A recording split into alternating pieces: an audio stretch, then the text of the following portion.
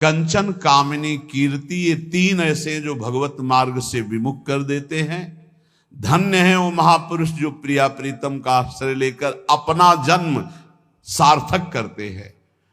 और जो भगवत ऋषि जी कहते हैं, भगवत रसिक संग बिनु, जिनको संग मिला है, चाहे वो माता पिता का संग हो, चाहे मित्र का संग हो, चाहे गुरु का संग हो।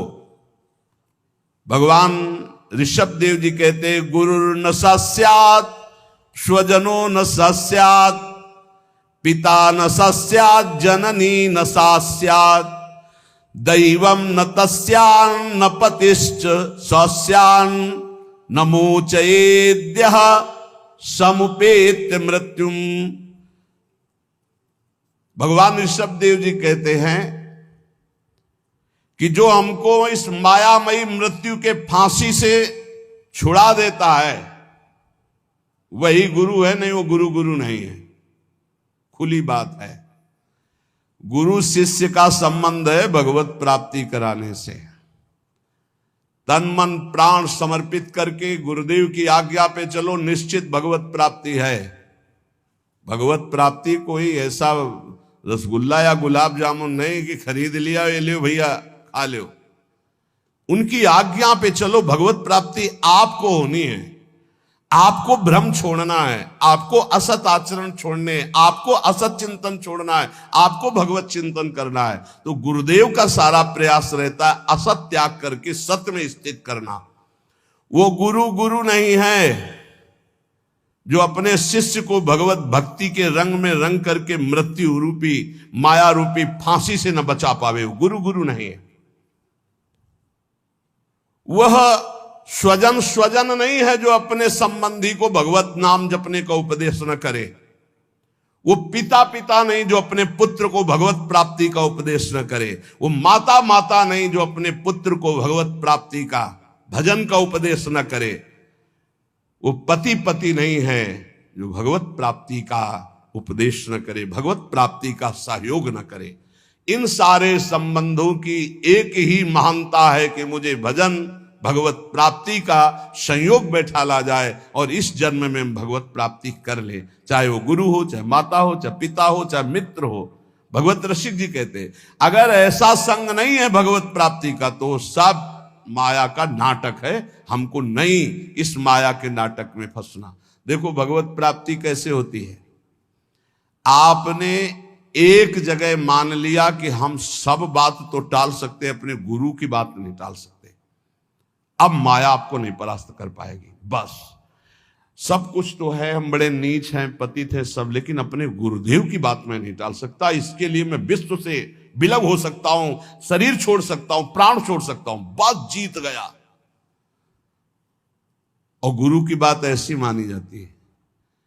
वो कह रहे इस समय दोपहर के 12 बजे, जी बिल्कुल धूप खूब चौड़ी है। मूर्ख बना रहा है, चौड़ी धूप है। 4 बजे नहीं महाराज जी, आप कह रहे हो 12 बजे है। नहीं, समय तो 4 बजे। हाँ महाराज, ब्रह्म मुहूर्त का समय है। बड़ी मुंह चपुड़ी बोलते हो। तो महाराज आप बोलोगे दिन तो हम दिन को दिन, आप कहोगे रात तो हम, हमको मतलब नहीं दिल है कि रात। आप कह रहे हो दिल है तो हम अपनी आंखों का विश्वास नहीं मानेंगे, हम आपकी बात मानेंगे। तुम्हें जो पसंद वही बात कहेंगे।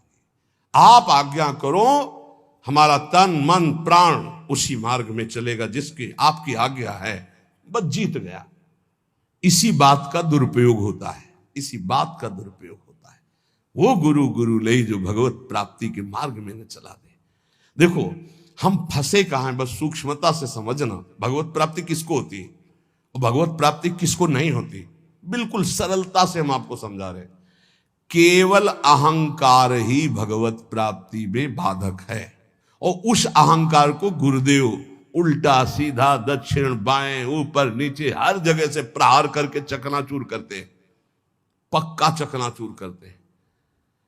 अब उसको केवल, आप तो कहते थे कल की ऐसा है, आज आप कह रहे हैं ऐसा। ये प्रश्न नहीं होना। खड़े हो जाओ जी, खड़े हो गए, बैठ जाओ बैठ जाओ। आज के बाद ऐसा कभी नहीं करेंगे। हाँ करें। ये आज ये लाओ ना। महाराज आप तो कह रहे थे कभी ये नहीं खाने। नहीं जी पाओ, कल हमने कहा था नहीं पाना। महाराज जी आपने आज कहा है कि आज पा लीजिए, पा लिए। आज अभी कहो नहीं तो नहीं। ऐसा जीतता है, ये नहीं कि आपने कल कहा था तो आज ऐसे कह, नहीं, वचनम करिष्ये तो में आप जैसा कहे, जीत गया। अहंकार का केवल नाश करने की लीला होती है, अहंकार का नाश। दौड़ो नहीं, खड़े हो जाओ, खड़े, बैठ जाओ, बैठ, जब तक हम ना कहें तब तक ये बैठे रहना, उठ के एक कदम में नहीं जाना, हमें वैसे ही बैठे रहे, क्योंकि केवल बात अहंकार की हो रही है। इस अहंकार का मर्दन केवल गुरु कृपा से होता है। और जब देखते ना कि ये तो अहंकार को संभाले हुए, तब फिर वो दुलार करने लगते हैं। अच्छा, तो ऐसे से बहुत घाटा है, गुरुदेव हमें कभी दुलार ना करें, वो सदैव हमारे ऊपर शासन वृत्ति से रहे, उनको कभी ऐसा ना लगने पावे कि अगर हम तो अवहेलना करके हम चले। ये कभी एक साधक कह रहे थे कि हमें सबसे बड़ा दुख तब होता है जब आप विनय पूर्वक कोई बात हमसे कहते हैं, तब लगता है कि आज तक हमारी ऐसी वृत्ति अभी नहीं हो पाई कि गुरुदेव अपना मानकर हमको तू संबोधन करके बात करें। ऐसे बात वो विनय पूर्वक बात करें, मतलब सम्मान पूर्वक। कहीं मेरे अंदर अहंकार है, कहीं मेरी भूख है। बोले बस ये मुझे पसंद नहीं आता जब आप विनय पूर्वक बात, कि मैं आपसे हाथ जोड़कर प्रार्थना करता हूँ, आप ऐसा, तब लगता है धिक्कार हमारे जीवन को। अभी तक मेरा अहंकार बकाया रह गया है, अभी तक गुरुदेव अपना नहीं माने, अभी तू कह के संबोधन नहीं कहे रे ऐसा करो। अपनापन तो तब हमें लगता जब ये विनय हट जाती। विनय तो पर से होती है, नहीं नहीं, अभी अभी गुरुदेव अपना नहीं मान। ये अहंकार की गलित वृत्ति में आता है भाव। अहंकार बहुत, यही भगवत प्राप्ति, सिर्फ भगवत प्राप्ति में मुख्य है अहंकार, और इसी की गुफा में रहते हैं काम क्रोध लोभ आदि। इसी का नाश होता है गुरु कृपा से। बस गुरु कृपा को समझना है कि वो तत्काल बदल सकते हैं, तत्काल हर तरह से चकनाचूर करके चुप कॉर्नर सुबाड़े जाओ, बोली बोली भारी।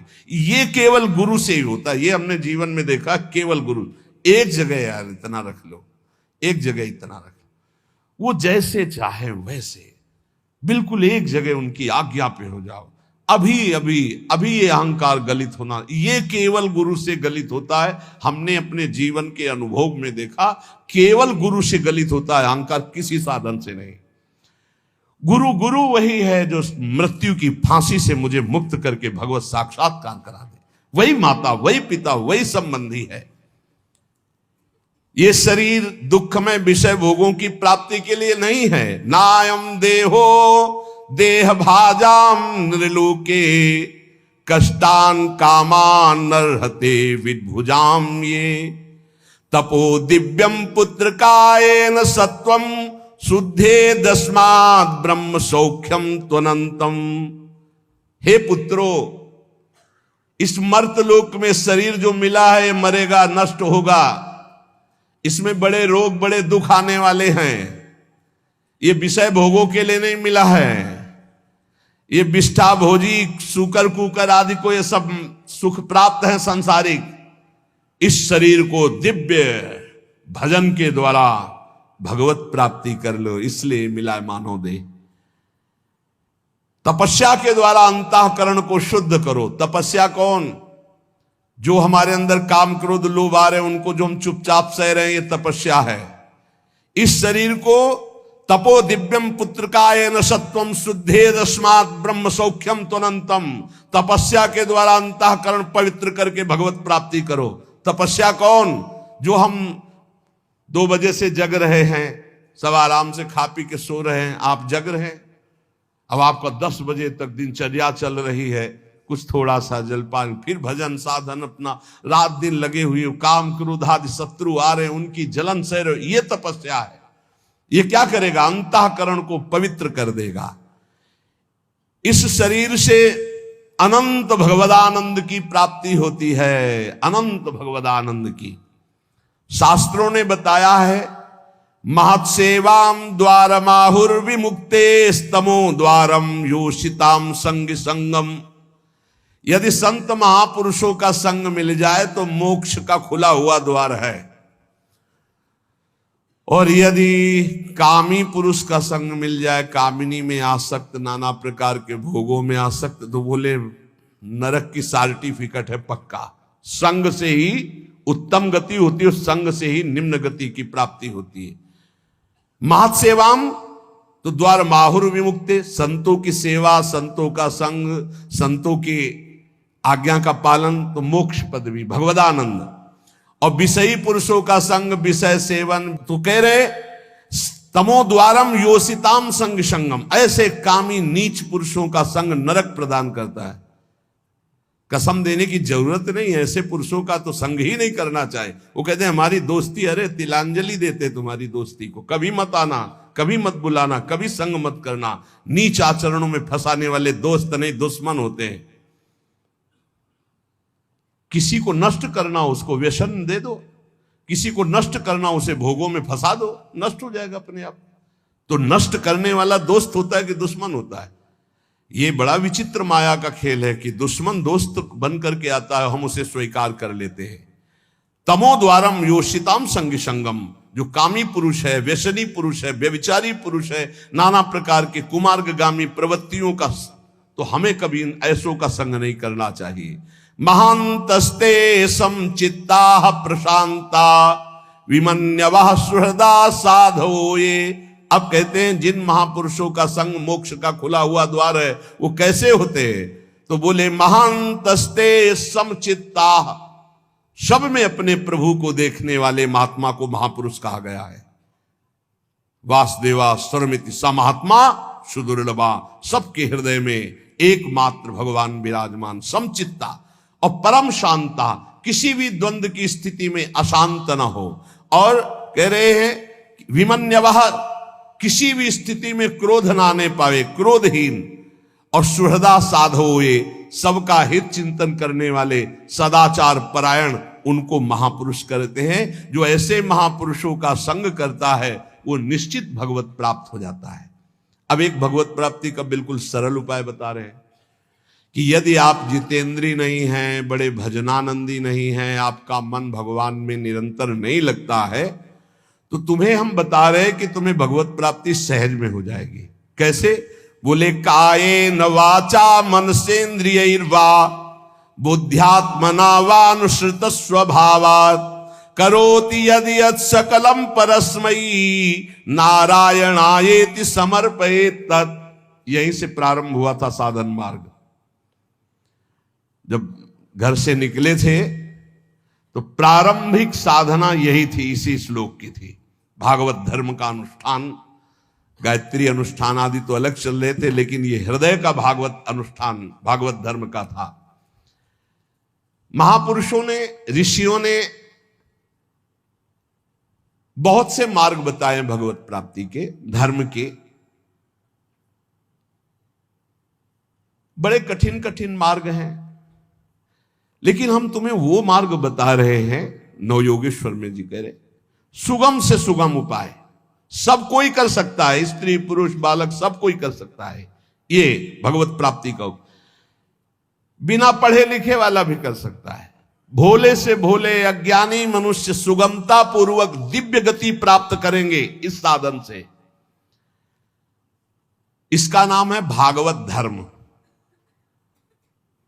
इस मार्ग में, भागवत धर्म में बड़ी से बड़ी त्रुटि हो जाए तो भी पतन नहीं माना जाएगा। बड़ी महिमा इसकी है। देखो, अन्य साधनों में अगर त्रुटि हो गई, जैसे आप 20 वर्ष से ब्रह्मचारी हैं और एक दिन व्यभिचारी बन गए तो 20 वर्ष का ब्रह्मचर्य का क्या, ऐसे हर साधन में है। लेकिन भागवत धर्म में, नाम जप में, इनमें यह सिद्धांत लागू नहीं होता। आप 20 बार नाम जप किए हैं, इसके बाद भ्रष्ट हैं, तो 20 बार नाम जप आपका, आपके कल्याण का कार्य करेगा। 19 नहीं होगा, वो 20 ही रहेगा। 21 से शुरू होगा जब आपका शुरू होगा। किसी ने कहा कि आप महाराज जी कहते हैं नाम जप से सारे पाप नष्ट हो जाते हैं, तो लोगों का उत्साह नहीं बढ़ेगा पाप कर्म करने में।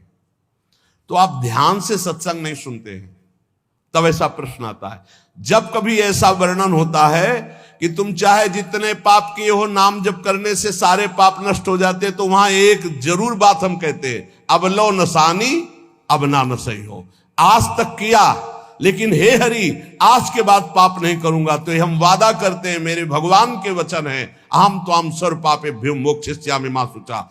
और सूक्ष्म रूप से अगर आपने ध्यान से सुना हो कि अगर आज आप कहते हैं कि हे भगवान मैं आपकी शरण में हूं, अब आज से मैं पाप बंद करके आपका नाम जप करूंगा, पक्का आप निष्पाप हो जाएंगे। लेकिन कल फिर पाप जानबूझकर करते हैं तो प्लस हो जाएगा पीछे का। ध्यान से सत्संग सुनोगे तो प्रश्न नहीं उठेगा। क्या नाम जापक का पापोत्साह बढ़ता है? जप करके तो देख, प्रश्न करने की जरूरत नहीं। नाम जप करके देख। हम कहते हैं नाम ही एक ऐसा जो सर्व पाप प्रणाशनम। और देखो ये तो हम कह रहे हैं, लेकिन इतने में से जितने बैठे हो हमें बताना कि एकदम ब्रेक मार के हमें दिखा दो कोई कि आज से भीष्म प्रतिज्ञा है और निर्वाह करके दिखा दो। ये तो कृपालु भगवान है, कह रहे हो, हम भी कह रहे हैं कि आज से हम पाप नहीं करेंगे।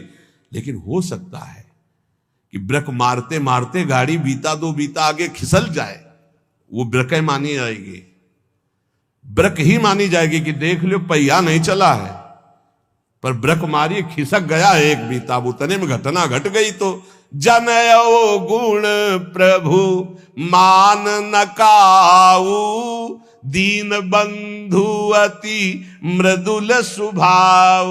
अब मन रहा है विषयी पापात्मा, ब्रक मारते मारते कोई गलती बन गई तो राहत न प्रभु चित चूक किए की, करत सुरत सय बार हिए। ये उसकी बात कह रहे जिसने ब्रक मारी पर चूक हो गई, ये उसकी नहीं कह रहे जो सुन के चूक करेगा। उसके लिए फिर नाम के बल से अपराध करने वाले को नामापराध लागू हो जाता है उस पर। कानून कानून है।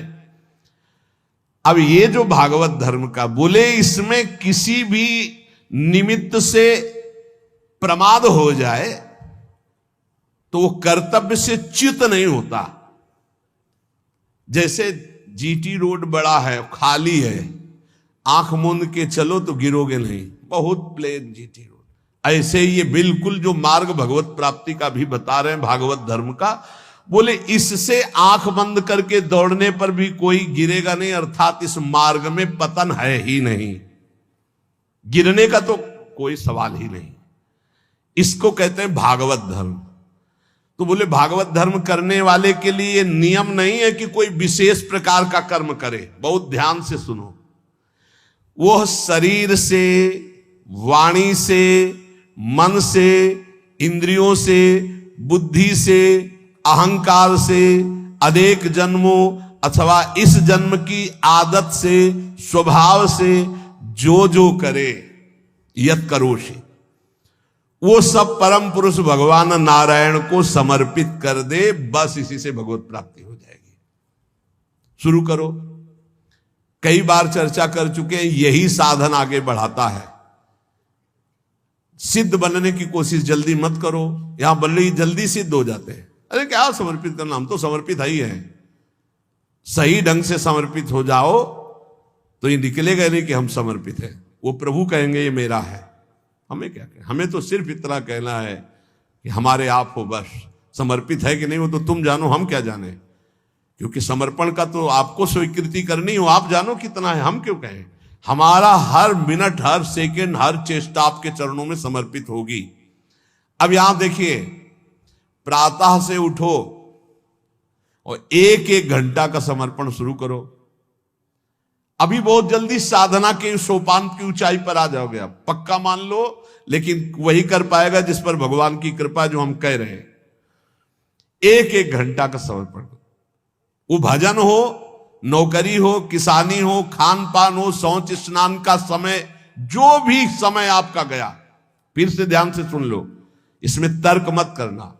शरीर से, वाणी से, मन से, इंद्रियों से, बुद्धि से, अहंकार से, अनेक जन्मों की आदतों से, एक जन्म, इस जन्म की आदत से, स्वभाव से, अहंकार से जो भी कर्म हो रहे हैं, वो सब परम पुरुष भगवान नारायण को समर्पित कर दो। इसे भागवत धर्म कहते हैं। इसका फल होगा भगवत प्राप्ति। कायेन वाचा मनसेन्द्रियैर्वा बुद्ध्यात्मना वानुश्रुत स्वभावात् करोति यद यद सकलम परस्मयी नारायणायेति समर्पयेत। ये जब घर से भागे थे और गुरु शरण में हुए थे, तब से अनुष्ठान ये प्रारंभ उसी समय से हो गया था, क्योंकि श्रीमद् भागवत की कृपा बचपन से रही। घर में शाम के रोज भागवत की चर्चा, पर जब वैराग्य भाव में आए तो हमका इसका अनुष्ठान होना चाहिए, ये भागवत धर्म है। और बस ये शुरू कर दिया था, एक एक घंटे का शुरू किया था। जैसे सुबह 7 से 8 बजे तक नाम जप करते हुए शौच स्नान हिसाब का 8 बजे, हे करुणा निधान भगवान, 7 बजे से 8 बजे के समय में जो भी कर्म बनाओ आपके चरणों में समर्पित। ठीक, अब 8 बजे से 9 बजे तक जो, फिर धीरे धीरे, ये हम आपको बिल्कुल अक्षरशः वैसे बता रहे जैसे किया, धीरे धीरे शयन तक। जब शयन से सुबह उठे तो रात्रि में सोने का जितना समय था, 6 घंटे, 5 घंटे, 4 घंटे, हे प्रभु आपके चरणों में ये भी समर्पित। अब इसका फल ये हुआ कि कुछ समय बाद हमारे अंदर जलन शुरू हुई और जांच होनी शुरू हुई कि हमारे कर्मों में त्रुटि कौन सी है। उन त्रुटियों का समाधान शुरू हुआ। प्रभु से प्रार्थना, हे प्रभु देखो ये गंदी बात थोड़ी आपको समर्पित होती, देखो मेरे मन में गंदी बात चल रही, मेरे मन में ऐसी बात आ रही। कृपा हुई, जांच शुरू हुई, गंदगी निकालने की प्रार्थना हुई। धीरे धीरे धीरे फिर जब मन, तन, प्राण, अहम ये जब समर्पित हो गए तो फिर बंद हो गया। जब घर का जाया हुआ चेहरा हो जाता है ना, उसको फिर वो पेमेंट नहीं है, वो समर्पित है, फिर वो ये सब बंद हो जाता है। इतने से इतने राधा वल्लभ अर्पणम मस्तु, अब कुछ रह ही ले गया तो क्या अर्पणम मस्तु। अब तो राधा वल्लभ जी खुद अर्पणम मस्तु हो गए हैं, तो अब क्या अर्पणम मस्तु, राधा वल्लभ जी अर्पणम मस्तु। अब यही राधा वल्लभ जी का ही राज्य है, तो अब अर्पण क्या करना हो, तो बैठे भी सिंहासन पर। ये सिद्ध, वही हम पहले कही कि सिद्ध ही मत झाड़ो। अगर आपकी स्थिति भगवदाकार नहीं है तो आपको ये साधन बहुत बढ़िया है, बहुत बढ़िया।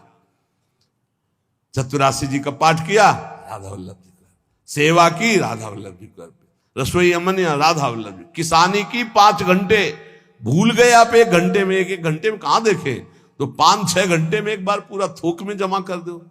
8 घंटे ड्यूटी की, हे प्रभु 7 बजे से गए थे, देखो 8 घंटा ड्यूटी। ये 8 घंटे के समय में जो भी क्रियाएं, चेष्टाएं हुई, नाथ आपको समर्पित है। आप इस समर्पण वृत्ति से प्रसन्न हो जाइए और अपनी शुद्ध भक्ति प्रदान कीजिए।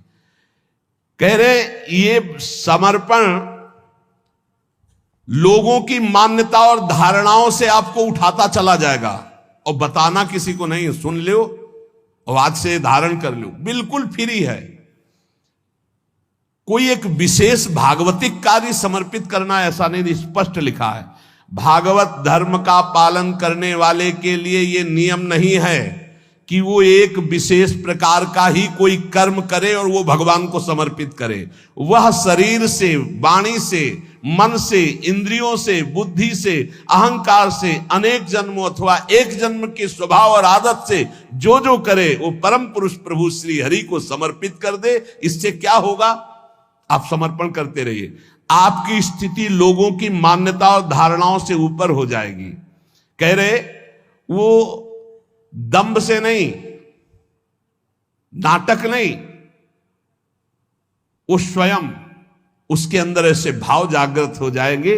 एवं व्रतः स्वप्रिय नाम कीर्त्या जाता अनुरागो द्रुत चित्त उच्चई हसत्यथो रोदति रोति गायत्युन्मादवन नृत्यति लोक बाह्या। ये समर्पण रंग लाएगा, क्या लाएगा, अब नाम में प्रीति होने लगेगी, राधा राधा राधा। उसको हृदय में अपने प्रीतम के नाम कीर्तन में स्वाद मिलने लगेगा, नाम में प्रीति होने लगेगी। नाम में जो ही प्रीति हुई तो अनुराग उत्पन्न हुआ, अनुराग का अंकुर जब आया तो चित्त द्रवित हो जाता है। अब वो